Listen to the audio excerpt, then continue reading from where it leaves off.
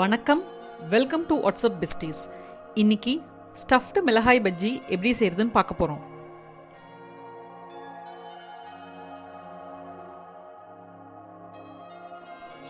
பஜ்ஜி மிளகாய் வாங்கி நல்லா வாஷ் பண்ணிக்கணும்.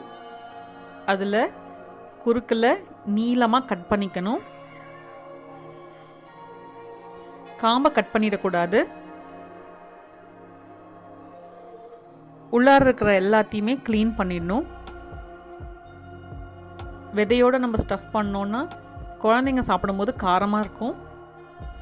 பஜ்ஜியில் ஸ்டஃப் பண்ணுறதுக்கு பெரிய வெங்காயம், கொத்தமல்லி தழை, பச்சை மிளகாய் இது எல்லாத்தையும் பொடியாக நறுக்கி ஒரு பவுலில் மிக்ஸ் பண்ணி வச்சுக்கணும். மிக்ஸ் பண்ணி வச்சுருக்கிற ஸ்டஃப்பை மிளகாய் உள்ளார வச்சு நமக்கு தேவையான அளவுக்கு ஃபில் பண்ணிக்கலாம். அது மேலே 2 to 3 ட்ராப்ஸ் லெமன் ஊற்றிக்கணும். இந்த மாதிரி எல்லா பஜ்ஜி மிளகாயிலையும் கட் பண்ணிவிட்டு உள்ளே இருக்க எல்லாத்தையும் க்ளீன் பண்ணி ஸ்டஃப் பண்ணிவிட்டு லெமன் ட்ராப்ஸ் வச்சு ஃபில் பண்ணிக்கணும். ஒரு மிக்சிங் பவுலில் 1 கப் கடலை மாவு,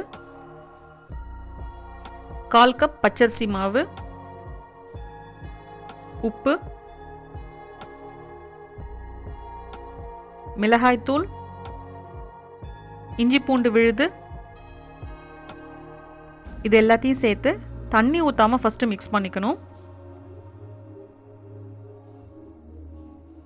அப்புறம் கொஞ்சம் கொஞ்சமாக தண்ணி சேர்த்து நல்லா மிக்ஸ் பண்ணிக்கணும்.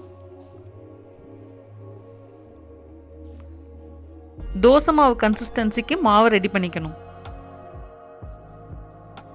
பஜ்ஜி மாவில் ஸ்டஃப் பண்ணி வச்சுருக்கிற மிளகாயை டிப் பண்ணிக்கணும். ஒரு கடாயில் எண்ணெய் ஊற்றி எண்ணெய் சூடானதும் இந்த மாதிரி ஸ்டஃப் பண்ண மிளகாயை பஜ்ஜி மாவில் டிப் பண்ணிவிட்டு ஒன்று ஒன்றா போட்டு ஃப்ரை பண்ணி எடுக்கணும்.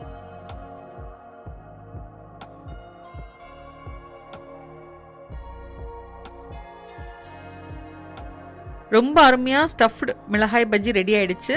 உங்களுக்கு